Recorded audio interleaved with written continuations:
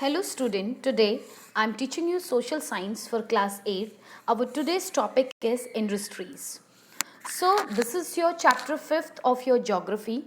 Though I already explained about industries in my previous video, that the term manufacturing refers to the conversions of raw material into articles of utilities. For example, the conversions of iron ore into tools and implements, cotton into cotton textile, gold into gold jewelries, and wood pulp into paper manufacturing. Thus, creating wealth by adding value to the primary products and converting them into useful goods. तो हम कह सकते हैं कि manufacturing is one of the important part which changes the raw material into valuable goods. जो हमारे जो raw material होते हैं उनको वैल्यूएबल गुड्स में कन्वर्ट करते हैं हमारी मैन्युफैक्चरिंग पार्ट. ठीक है, उसके बाद हमारी इंडस्ट्रीज आ जाती हैं. तो जो हमारी इंडस्ट्री है एक इकोनॉमिक एक्टिविटी है जिसके अंदर हम लार्ज स्केल में प्रोडक्शन होता है गुड्स का. उसमें मशीनरीज और सर्विसेज हम अपने कस्टमर्स को प्रोवाइड करते हैं.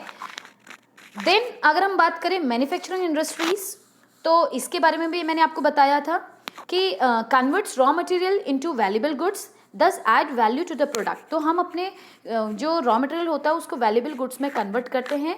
ठीक है, it is helpful in generating large scale employment opportunity. इसके साथ हम अपने जनरल जो पीपल हैं उनको एम्प्लॉयमेंट भी प्रोवाइड करते हैं and reducing dependence on agriculture, जिससे एग्रीकल्चर में हम डिपेंड ना रहे. So it contributes to the eradication of poverty, export of manufacturing goods on valuable foreign exchange. तो अगर हम अपनी पॉवर्टी को इरेडिकेट करना चाहते हैं तो मैन्युफैक्चरिंग इंडस्ट्रीज़ के में पार्ट करना या वर्कआउट करना हमारी कंट्री के लिए बहुत ही एक गुड सोर्स या एक बेस्ट तरीका है. So it is important for the economic development of a country. The economic prosperity and standard of living of the people depends upon the development of manufacturing industries. तो हमारा जो country का जो development है, prosperity है, अगर हम अपने लिविंग पीपल का लिविंग स्टैंडर्ड को इम्प्रूव करना चाहते हैं तो बहुत ज़रूरी है कि हम अपनी मैन्युफैक्चरिंग इंडस्ट्रीज़ का पार्ट को डेवलप करें. तो हमारी जो इंडस्ट्रीज़ है वो 3 पार्ट में डिवाइड है, based on raw material, based on size and based on ownership. तो अगर बेस्ड ऑन रॉ मटेरियल की अगर हम बात करें, divided into 4 main parts. One is agro based, forest based, mineral based and marine based. ठीक है, वन बाय वन हम डिटेल में इसके बारे में बात करेंगे. सेकेंड है हमारा बेस्ड ऑन साइज. तो बेस्ड ऑन साइज में 2 वेज हैं. One is your large scale, another one is your small scale, and third part of the industry that is based on ownership, private, public, joint and cooperative.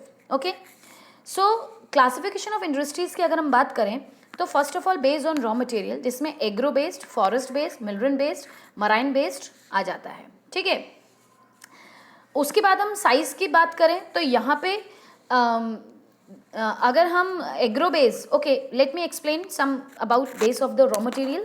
तो agro base की अगर हम बात करें तो यहाँ पे कॉटन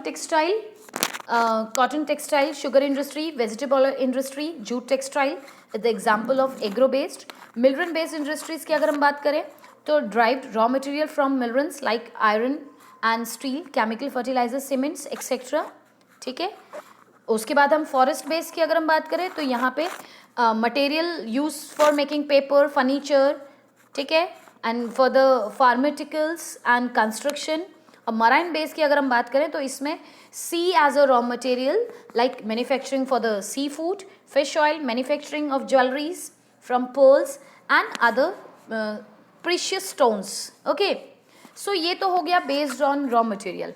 अगर हम बात करें बेस्ड ऑन साइज की तो we have 2 main size of the industries. One is large scale industries, more than 1 crore rupees जिनमें लगता है.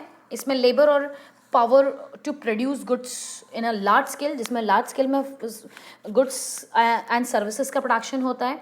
सेकेंड में अगर हम बात करें स्मॉल स्केल इंडस्ट्रीज़ में तो इनका जो कैपिटल टर्नओवर होता है वो 1 करोड़ रुपीज़ से कम होता है. ठीक है, okay, so based on ownership की अगर हम बात करें तो यहाँ पे प्राइवेट सेक्टर है, पब्लिक सेक्टर है और आपका जॉइंट सेक्टर है एंड कोऑपरेटिव सेक्टर है. तो एग्जाम्पल मैं आपको देती हूँ कि जो हमारा like Bharat heavy electronic limited, such agency is owned by central and state government both, and steel authority of India limited is also one of the example which is run with the state and the central government both combinedly. Joint sector industries की अगर हम बात करें तो यहाँ पे owned and operated by the state and the individual, state या individual या हम कह सकते हैं group of individual इसको चलाते हैं, जैसे the iron steel industries at Bhilai and Bokaro, ठीक है, and Maruti Udyog limited are the examples of joint sector industries, जिसको हम इंडिविजुअली कह सकते हैं या ग्रुप ऑफ पीपल कहते हैं, या हम कह सकते हैं कि स्टेट और इंडिविजुअल पीपल इसको मिलके रन करते हैं. फिर बात करते हैं हम प्राइवेट इंडस्ट्रीज की, are own and run by an individual और individual like Reliance, Bajaj scooter, Tesco जो कि टाटा आयरन स्टील कंपनी है, ठीक है. तो ये प्राइवेट सेक्टर की इंडस्ट्रीज है जिसको इंडिविजुअल या ग्रुप ऑफ पीपल इसको चलाते हैं. एग्जाम्पल मैंने आपको बता दिया, Reliance, Bajaj scooter and TISCO जो कि टाटा आयरन स्टील कंपनी है. देन कोऑपरेटिव सेक्टर्स में जो हमारी इंडस्ट्रीज हैं आर बाय द प्रोड्यूसर और the supplier of raw material, workers इसमें आ जाते हैं, और बोथ डेयरी कोऑपरेटिव है, कॉटन टेक्सटाइल है, शुगर मिल्स हैं, and India are the example of cooperative sector जो कि ग्रुप ऑफ पीपल्स के द्वारा मिल करके बनाई जाती है. अब हम बात करते हैं factors affecting the location of industries की, जो हमारी इंडस्ट्री की जो लोकेशंस होती है उसको क्या क्या चीज़ें इफेक्ट करती है. तो मॉडर्न इंडस्ट्री जो require the availability of raw material, वो चाहता है कि उसको जो रॉ मटेरियल है इजीली अवेलेबल हो जाए, कैपिटल अवेलेबल हो जाए, पावर, लेबर, मार्केट, ट्रांसपोर्ट, ये जितनी भी चीज़ें हैं ये इजीली अवेलेबल हो जाए इंडस्ट्री को.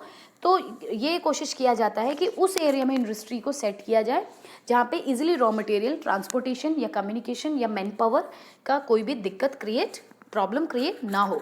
सो most of these factors are available in cities and towns and industries ट्रेन to concentrate around these areas. तो यहाँ पे ये कोशिश किया जाता है कि ये सारी चीज़ें सिटीज़ में, टाउन में हमें ईजिली मिल जाए किसी भी इंडस्ट्री को सेट करने से पहले.